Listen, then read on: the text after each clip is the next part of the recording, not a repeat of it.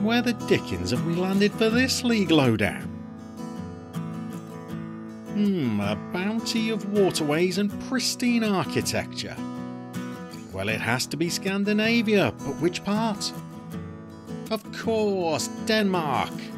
So here we are in the happiest nation on earth.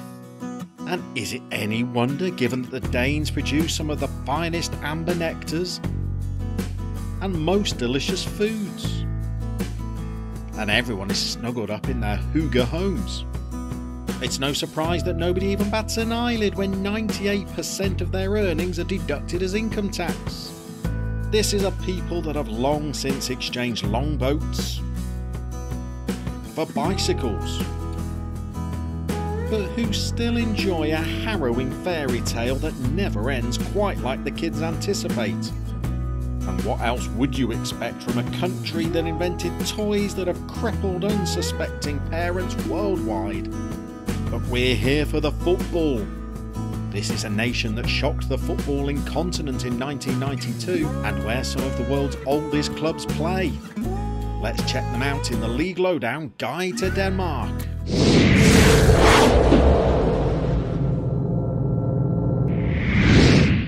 So the League Lowdown rolls into Denmark this time, and as usual we've enlisted the help of an expert to help us create this video, and to say we have struck gold I think is underplaying it somewhat. The Manager Mann is a Football Manager blogger who currently lives on the Isle of Man, but is originally from Denmark and actually came through the youth academy at Danish side Silkeborg before transferring to FC Midtjyland, where he trained alongside the likes of Winston Reid, Jonas Lossell and Simon Kjær. So to say this guy knows Danish football I think is somewhat of an understatement. So without further ado, let's dive straight into it and check out the league structure in Denmark.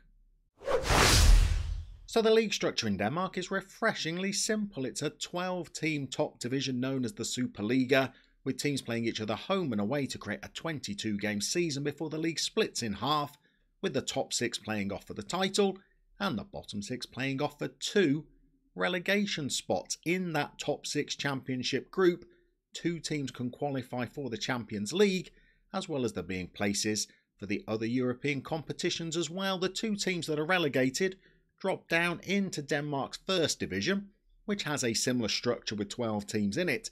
And the joy for players of Football Manager is that on the game there is also a third regional division in Denmark, where 28 teams are split over 2 different divisions, providing a great deal of depth for a nation of this size. So that's how the league structure works. Let's dive straight into having a look at some of the clubs you could take charge of in your next Football Manager adventure. Since the formation of the Danish Superliga in the early 1990s, well, the league has been dominated by the so-called Big Two, except the clubs that constitute the Big Two in Denmark has been open to a little bit of interpretation down the years.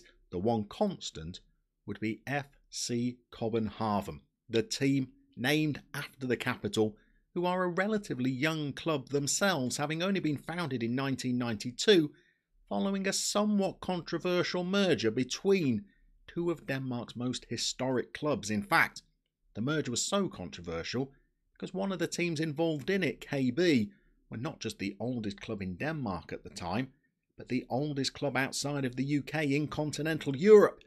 Lots of fans were not particularly happy to be losing a club of that history and heritage. But since their formation in 1992, well, FC Copenhagen have been regular competitors in Champions League competition. They play at the National Stadium. They see themselves as the club of the capital. They hail from a middle-class district of Copenhagen, which is another reason why they're not always so popular with fans of other clubs. But what you cannot argue with is the silverware that they have amassed since their formation. They've managed to win the Danish Cup on 8 separate occasions now, and they have also got 13 league titles in the short time that they have been in existence. In terms of their facilities, well, they are not too bad either. They've got great training facilities, good youth facilities, good academy coaching, although only average youth recruitment. And maybe there are some other teams in Denmark that are just as good, if not better, at producing their own players. But if you like a club that's going to get big attendances, has a huge rivalry with other clubs around Denmark, most notably Brondby, then FC Copenhagen could be an interesting proposition for you, especially if you're looking to try and secure international honours for a team from Denmark. But who are those other two teams that keep jostling it out to be considered the other member of the Big Two? Well, a club that is packed full of history and heritage, as well as having that fearsome rivalry with FC Copenhagen, is Brondby, a team from the southwest of Copenhagen, who play in a 29,000 capacity stadium, again have been regular competitors in European competition down the years, but recently have failed to challenge FC Copenhagen for the title as regularly as they would like. However, they do have 7 cup wins throughout their history, as well as having won the Danish title 10 times as well. They are currently in a little bit of a malaise. They might even have been overtaken in that claim to be considered one of Denmark's top 2. But this is a club that has produced some great players down the years. Their facilities have produced the likes of Thomas Karlenberg, Daniel Agger, Ebba Sand, even Brian Laudrup going further back than that. And you can see that with their great training facilities, good youth facilities, good academy coaching, and importantly, that excellent youth recruitment, if you want to produce young Danish talent and you want to take on the existing superpower of FC Copenhagen, well, Brondby would not be a bad shout. But they're not the current reigning champions of Denmark like one of their other rivals can boast. Because that honour of course goes to FC Midtjylland, a team again with a relatively recent formation, having been founded just in 1999 following another merger between two teams from the Jutland region of the country. They're currently owned by Matthew Moneyball Benham, who also owns Brentford, so tie-ins with English football there. And this is a club that boasts some very impressive facilities, again possessing great training facilities, great youth facilities, good academy coaching and exceptional youth recruitment. And in addition to producing the likes of the players we've already mentioned, such as Simon Kjær and Winston Reid, well, they've produced other great Danish internationals as well, including Martin Braithwaite, who inexplicably found his way onto Barcelona's books. Now, this is a club that does have some trophies in the cabinet, and they've all been won fairly recently as well. 1 cup win in 2019 and 3 league titles, including the most recent one, all coming since 2015. So this is a club that plays their games away from the capital. They're a relatively recent club as well, yet to win a European trophy, yet to make it too deep into European competition. But they've got financial backing and they've got recent success and silverware as well. And maybe you could take over them and firmly establish them as Denmark's leading club. Every league needs challengers in order to keep it competitive, and Denmark has no shortage of clubs that are snapping at the heels of the more established teams. One of them is AGF, who hail from Aarhus and have a pretty decent history of their own, having won the cup on 9 separate occasions. And they've won the league 5 times as well, although you're stretching back to the mid-80s to find the last of them. But they are currently managed by former Wimbledon and Norwich striker David Nielsen, who has them playing at a very attacking, attractive brand of football, and they are emerging this season as a serious force in the Danish top flight. But they're not alone in posing a challenge to the established big clubs. Another traditional challenger is Odense, a club that had a very young Christian Eriksen on the books before they sold him to the Netherlands. This is a team that is owned by a billionaire and one of the richest men in Denmark, who oddly made his money from a buy now pay later electronics retailer. They have a 15,000 capacity stadium. They've won the Danish Cup on 5 occasions. They have won the league on 3 occasions as well, but 1989 was the most recent of those, and they're another team that are traditionally a firm member of the top flight, and another interesting provincial club that you might take over and provide a challenge to those teams from Copenhagen. Perhaps the other club that might classify as a challenger to the more established teams in Denmark is Aalborg, who have produced the likes of Jesper Grønkjær in years gone by and were a team founded way back in 1885 by English railway workers working in the nation. This is the first Danish club that ever qualified for the group stages of the Champions League, and it's also a team that finished 5th last season and has won 3 cups, but has also won 4 league titles, all fairly recently, the most recent of them coming in 2014. They are a team that for a very short period of time had Bruce Rioch as their manager, but they've recovered from that, and maybe you could be the manager to steer them back to the top of the Danish game. But there are some of the challengers to the more established teams in Denmark. But what about the clubs that might count as sleeping giants? Well, like many smaller European football leagues, Denmark is no stranger to clubs that have slid down the footballing pyramid due to them experiencing financial hardship, and perhaps one of the biggest clubs in the nation that has suffered that fate would be Academics Boldklub, the team who are from Gladsaxe in the north of Copenhagen. They've got a relatively small stadium holding just over 7,000 fans, and this is a club that was founded way back in 1889 by Copenhagen students that is now plying its trade in Denmark's 3rd tier, the playable 2nd division in FM22. But my goodness, don't they have a rich history. They may only have won the cup once in Denmark, but they've won the league 9 separate times, stretching back from 1919 all the way through to the 1960s. They are now struggling near the bottom of the 3rd tier Denmark 2nd division. Maybe you could take charge of this sleeping giant and resuscitate them, not just taking them back to the top of Danish football, but maybe to the top of European football as well.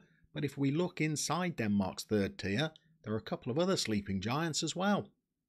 And one of those clubs is a team that played at even smaller capacity stadium but boast exactly the same number of trophies in their long history, having been founded in 1893 and heralding from the Osterbro district of Copenhagen. This is Boldklub 1893. If we take a look inside their trophy cabinet, we'll see this is another team that's only won the cup once but has managed to win the league on 9 occasions again.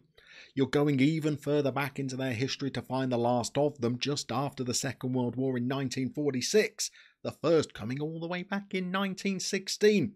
But this is a club that is currently undergoing a little bit of a marketing campaign to brand itself the true club of Copenhagen, where real football fans go to watch their football as an alternative to the more corporate experience you might get from other capital clubs like FC Copenhagen. If that sounds like your kind of project, well, this club might be right up your street. But there's one more sleeping giant in Denmark that really does provide another epic challenge.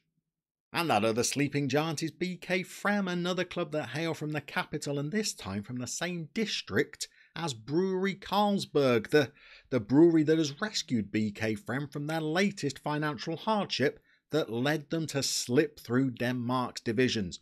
This is a club that could be a top flight team and in the past has managed to top the nation's table. They have won the cup in Denmark twice, once in the 50s and once in the 70s, but they've won the league on 6 occasions as well, in the 20s, the 30s and a couple of times in the 40s as well. It's been a long time since they've sat at the top table of Danish football, but if you like that longer challenge of taking a club from the lowest playable division in Football Manager and steering them all the way back to the top flight, well, BK Frem are yet another option that might appeal to you due to the history that they've experienced.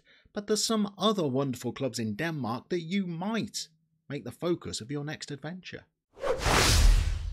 A club that's been yo-yoing between the top 2 divisions over recent years but is back in the Superliga and performing very well in real life during this campaign is Vejle. And if you like the idea of taking charge of a team in the top division, but one that's not necessarily tipped to challenge for honours, well, Vejle might be a project for you to get your teeth into. Between the 1950s and the 1980s, they had the most successful spell in their history, winning the cup on 6 occasions and winning the league on 5 occasions too. They're a long way off challenging for that trophy at the moment, but maybe that's the kind of challenge that you're looking for. Another club in the top division that might provide you with an interesting challenge is Sonderuska. Now, this is not a team that's expected to challenge for the title anytime soon, but last season they did win their first domestic trophy, winning the Danish Cup. Maybe the challenge for you could be to get them their first league honour as well.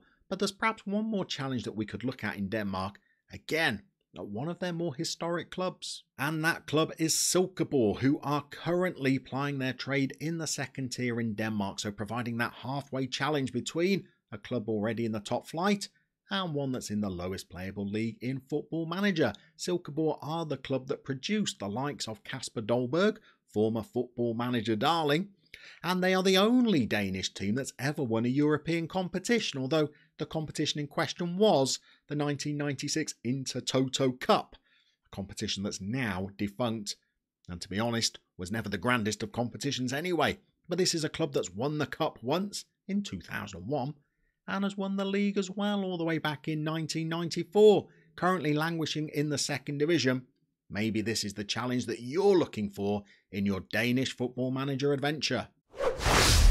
So that wraps up the League Lowdown Guide to Denmark, a popular destination for players of Football Manager due to the 3 tiers of teams that you can take charge of, the large clubs that are hungry for European success, and the sleeping giants that need resuscitation.